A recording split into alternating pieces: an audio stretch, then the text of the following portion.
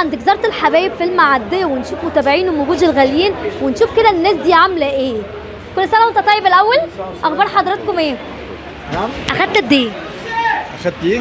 اخدت قد ايه ما شاء الله؟ اخدت 300 كيلو. ما شاء الله اللهم بارك. احنا جمعيه خيريه اسمها جمعيه وثاق الخيريه. ربنا يزيد يا رب. فعدد حالات عندنا حوالي 250 اسره بالاضافه للناس اللي بتيجي اوفر للكلام ده يعني. تمام.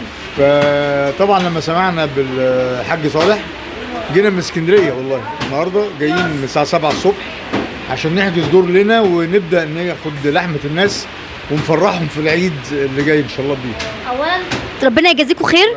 ثانيا انا عايزه اقول لحضرتك حاجه دلوقتي، انت بما انك اللحمه دي يعني انت حضرتك معلش احترامي ليك زيت جايب لهم قطعيه نظيفه لحمه بلدي وطخيت مشوار عشان تجيب. بصوا بص القطعية اهي. بصوا القطعيه بسم الله ما شاء الله. قطعية اي حد يؤمر بيها بتتقطع. يعني دي كده. بصوا القطعيه اللي الجمعيه مطلعوها للناس. حاجة وانضف حاجة. ما شاء الله ما شاء الله. جمعيه حضرتك اسمها ايه يا فندم؟ جمعيه وثاق الخيريه. الوثاق الخيريه. طب طريقه التواصل معاها ايه لو حد عايز يتبرع او اي حاجه؟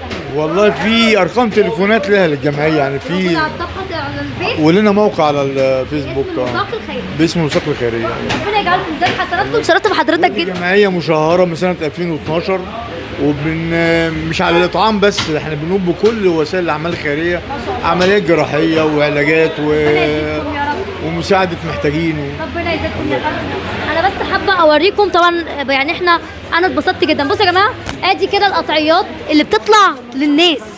بصوا كده اهو.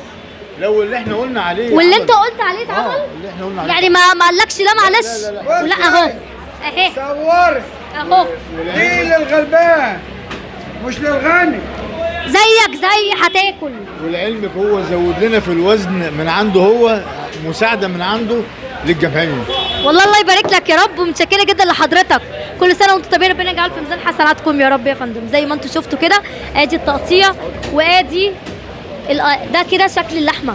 لسه الكيلو كيلو واحده كيلو صح؟ لسه بقى عد معايا بقى 300 كيلو ما شاء الله اللهم بارك. ربنا يزيد ويبارك يا رب.